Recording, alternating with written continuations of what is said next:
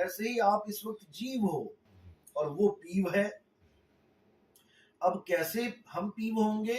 जब वो हमें सत भक्ति देगा, सच्ची भक्ति, मंत्र जंत्र छुड़वाएगा और सच्चे नाम से, यानी हमारी आत्मा का ज्ञान हमें देगा।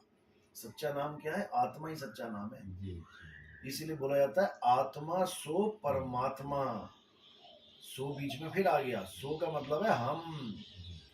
आत्मा सो परमात्मा, जो तू सो हम।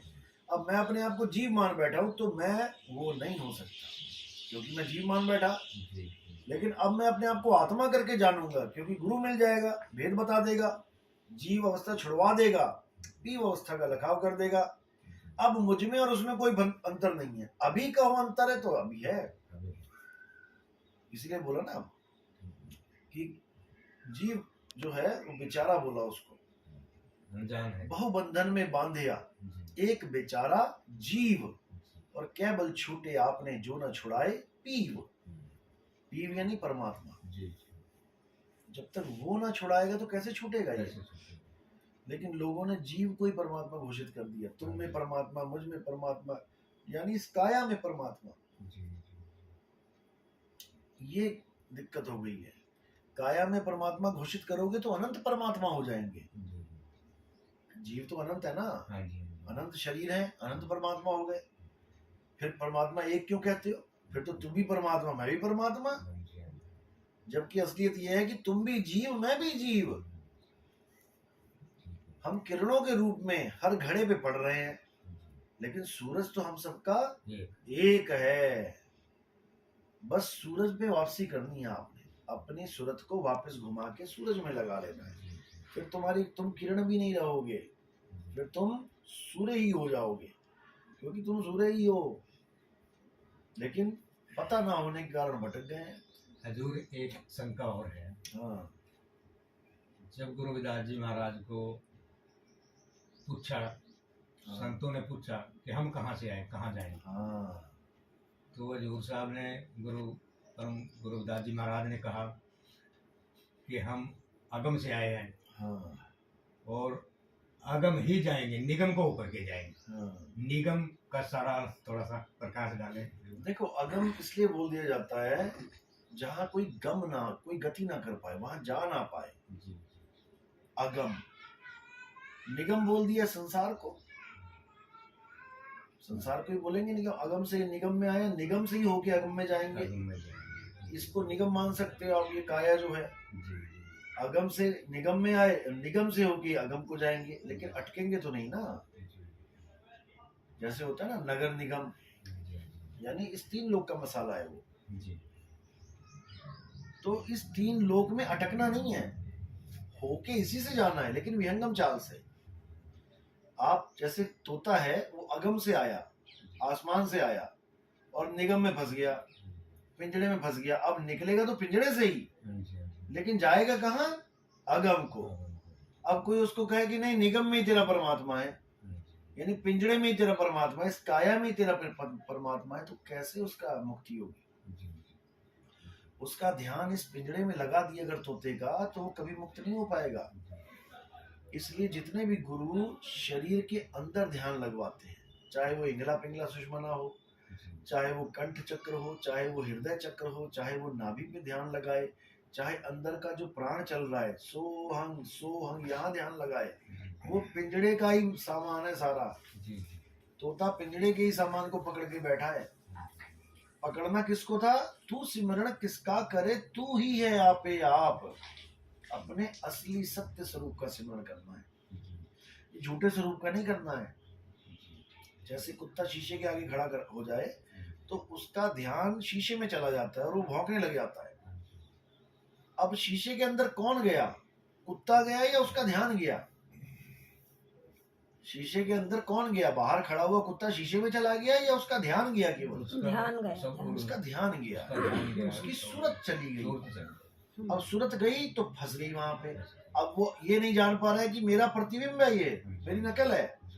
अब सूरत फंस गई काया में, जो नकली दिख रही है। तो साहिब कह रहे, सूरत फंसी संसार में, तासे पड़ गई दूर, सूरत बांध स्थिर करो। कहाँ पे?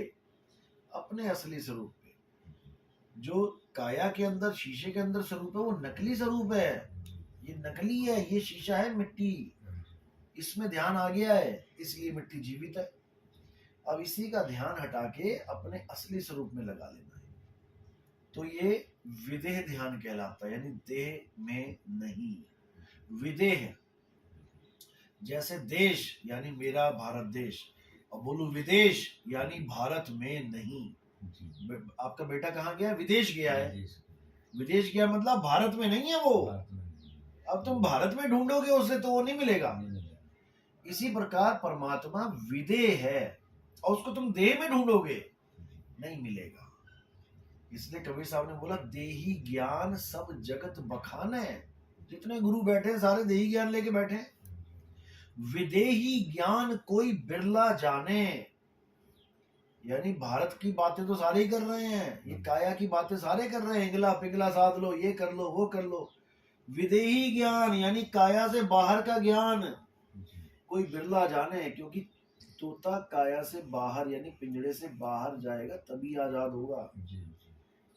कहो तोते को पिंजड़े में ध्यान लगवा दिया तुमने, ब्रह्मा जी, विष्णु जी, महेश जी सारे ध्यान कर रहे हैं अंदर, गोरखनाथ, जपी तपी सन्यासी सारे ध्यान कर रहे हैं काया के अंदर, तो क्या हो रहा है? त्रिकुटी खुल गई है। त्रिकुटी खुल गई, इसका मतलब तुम्हें यहाँ पर तुम्हारे परमात्मा के दर्शन हो गए।